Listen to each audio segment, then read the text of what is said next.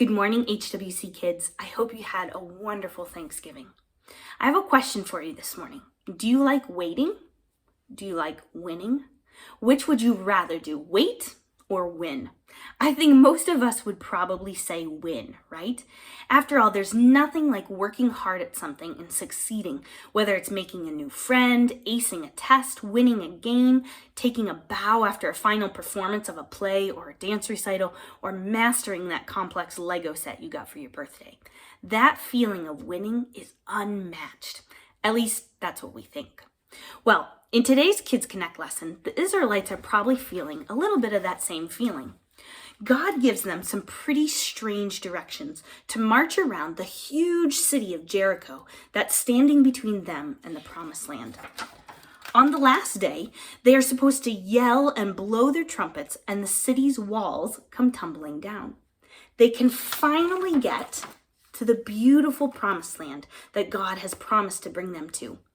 But if you remember the lessons leading up to today, the Israelites had done a ton of waiting to get to this point. 40 years of wandering in the desert.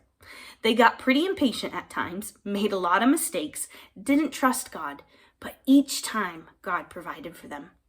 This story in the Bible is in there for many reasons, but I think one reason is that God wants to remind us that winning requires waiting.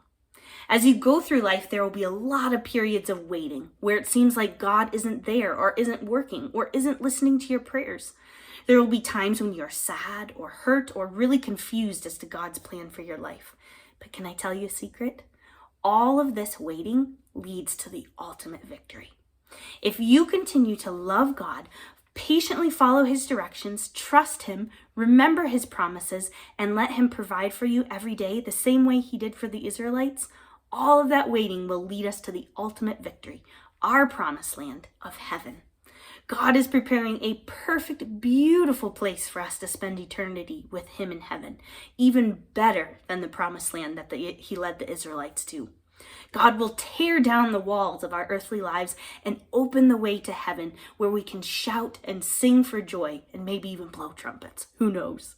My prayer for you today is that you will not get discouraged in the waiting, but that you will keep trekking through your deserts and walking around the big things blocking your way in this life, following God with each step of the way so that you can have that completely unmatched victory of heaven.